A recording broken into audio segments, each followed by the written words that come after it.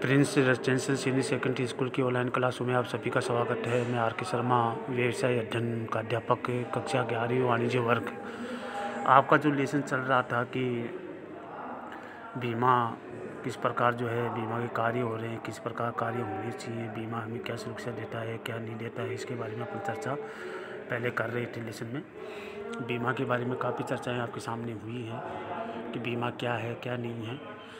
बीमा के बारे में अच्छी तरह से आपको बता दिया गया था और सुरक्षा किस प्रकार करती है बीमा, तो इसके बारे में और कितनी प्रकार का जो बीमा है उसके बारे में आपको बता दिया गया कि कितनी प्रकार की जो है बीमा है, उसके बारे में भी जो है चर्चाएं आपके सामने की गई हैं। बीमा के सिद्धांत के बारे में अपन चर्चा कर रहे थे कि बीमा के सिद्धांत कौन कौन से हैं, उन सिद्धांतों की चर्चा अपन चल रही थी। सिद्धांत कौन कौन से है उसकी चर्चाएं भी अपन ने कल की क्लास में आपके सामने की है और आगे आपके सामने और टॉपिक जो है कल के जो क्या किया था उसके बारे में दोबारा मैं बता रहा हूँ आपको कि कौन सा टॉपिक आपके सामने पढ़ाया गया है।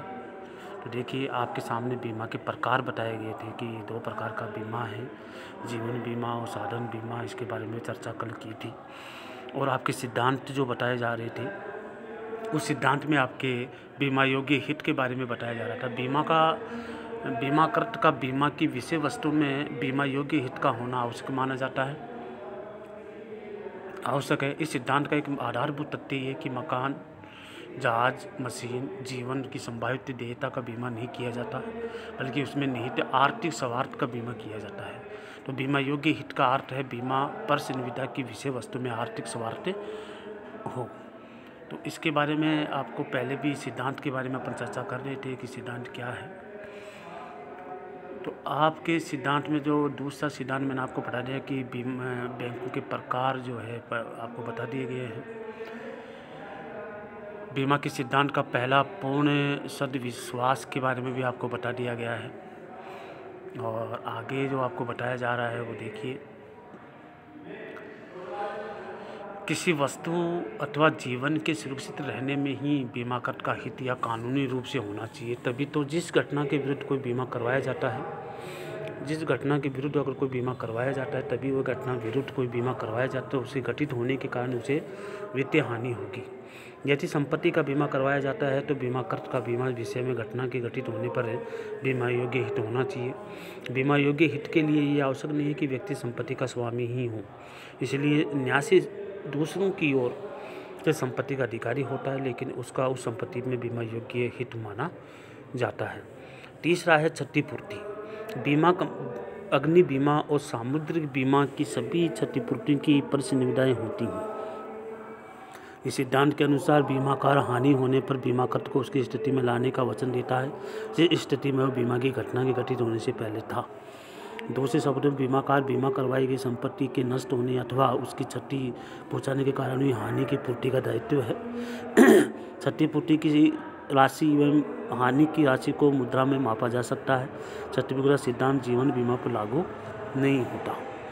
इसके बाद निकट कारण, निकटतम कारण है। इस सिद्धांत के अनुसार सीमा पॉलिसी केवल उन हानियों की पूर्ति करती है जो पॉलिसी में वर्णित जोखिम का परिणाम लिखा हुआ होता है, उसी की क्षतिपूर्ति करने का वचन देती है। या तो हानि की पूर्ति तभी होगी जब वह निकटतम कारण से हुई हो, हानि के निकट कारण हुई हो और अर्थ है कारण है के बारे में बताया गया है। इसके बाद जो सर्वाधिक प्रमुख सर्वाधिक प्रभावी कारण है जिसके कारण हानि होना स्वाभाविक है।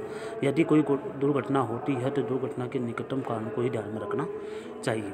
अधिकार समर्पण के बात करते हैं। इस सिद्धांत से अभिप्राय बीमाकार के बीमाकृत के वैकल्पिक स्रोत से वसूली के अधिकार की सीमा तक के दावे के निपटारे के पश्चात है उसका स्थान ले लेते हैं। जिस संपत्ति का बीमा बीमाकृत ने करवाया उसकी हानि होने पर अथवा उसे क्षति पहुंचाने पर उस हानि अथवा क्षति की पूर्ति होगी तो उस संपत्ति का स्वामित्व बीमाकार को स्थानांतरित हो जाता है। ऐसा इसलिए होता है कि बीमाकृत क्षतिग्रस्त संपत्ति को बेच करके अथवा गुम हुई संपत्ति के मिल जाने से लाभ कमा लेते हैं।